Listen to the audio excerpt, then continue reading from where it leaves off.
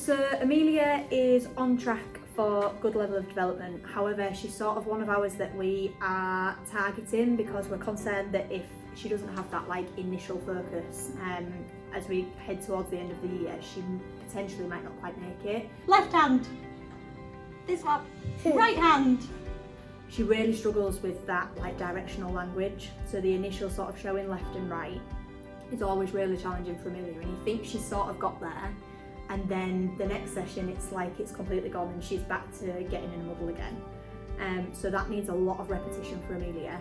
The start of our session is very much focused on that positional language based on her body movements, and then also transferring that to the pegboard as well. At home, Amelia doesn't speak English, they speak Chinese at home.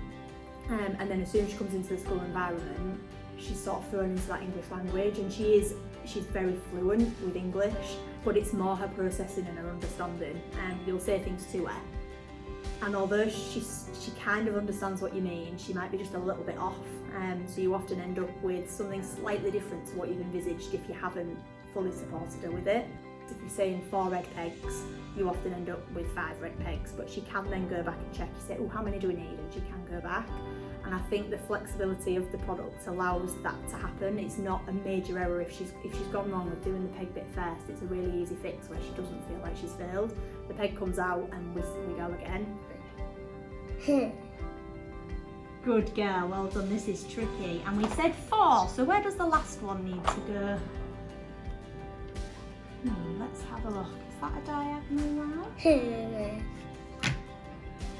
Fantastic. Well done. That was a tricky one. Great job. Good resilience.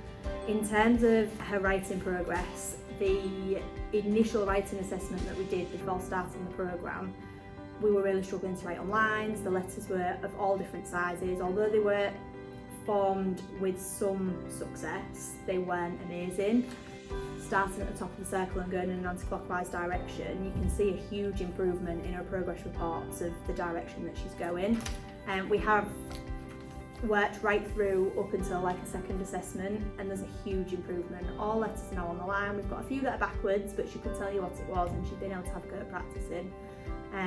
But massive improvement, and it'll be hugely helping her with that understanding of that English language and sort of developing that ability to process what she's been told and follow that instruction, as well as sort of the handwriting progress as well.